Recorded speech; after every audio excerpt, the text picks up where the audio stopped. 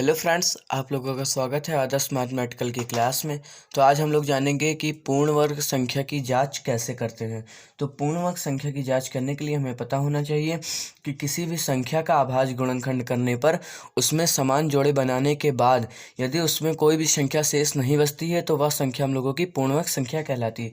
जैसे एग्जाम्पल पे हम लोग कोई संख्या ले लेते हैं, इसे है 441। तो इसका अभाज्य गुणनखंड करेंगे।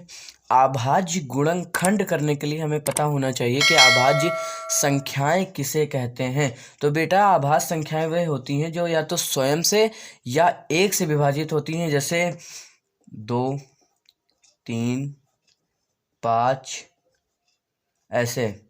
ये जो संख्याएं होती हैं ये अभाज्य संख्याएं होती हैं। तो हम लोग इन्हीं से अभाज्य गुणनखंड करते हैं। ऐसे अगर इस संख्या का हम लोगों को अभाज्य गुणनखंड करना होगा तो पहले इसको 2 से विभाजित करेंगे।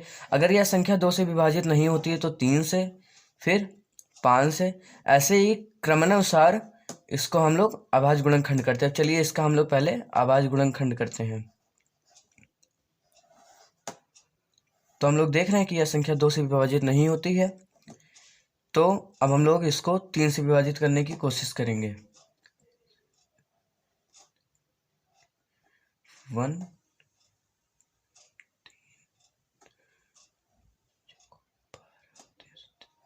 ये 3 से विभाजित होगी। अब इसको फिर हम लोग 3 से विभाजित करेंगे। ये हो गया। अब देख रहे हैं कि ये संख्या ना 5 से विभाजित होगी ना 3 से।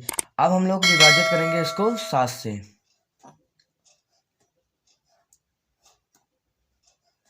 ये संख्या हम लोगों की विभाजित हो गई। इसका अभाज्य गुणनखंड ये हो गया है।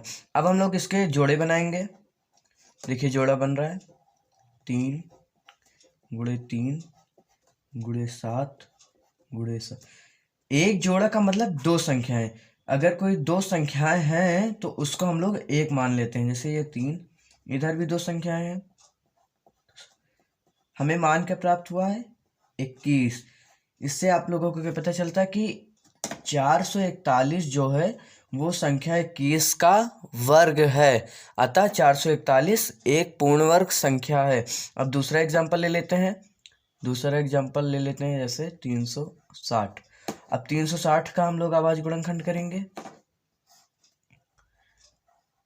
इसी प्रकार इसका भी अभाज्य गुणनखंड करते हैं।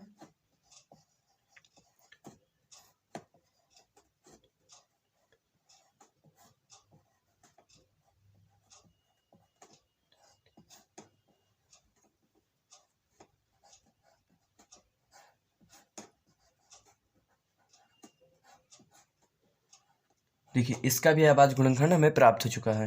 अब हम लोग इसका जोड़ा बनाएंगे।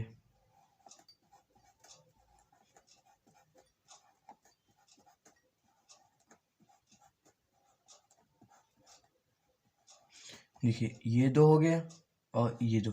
अब हम लोग देख रहे हैं कि इसमें एक 2 और एक संख्या 5 शेष बच रही है। मतलब इन दोनों का जोड़ा नहीं बन रहा। हम लोगों ने डेफिनेशन यही पढ़ी थी कि जोड़ा बनाने के बाद अगर उसमें कोई संख्या शेष नहीं बचती है तो वह संख्या हम लोगों की पूर्ण वर्ग संख्या होगी। परंतु अगर उसमें कोई जोड़ा शेष बच रहा है, कोई संख्या शेष बच रहा है, तो वह संख्या हम लोगों की पूर्ण वर्ग संख्या नहीं होगी। बच्चों, उम्मीद है कि आप लोगों को ये पूर्ण वर्ग संख्या की जांच कैसे करते हैं टॉपिक समझ में आया होगा।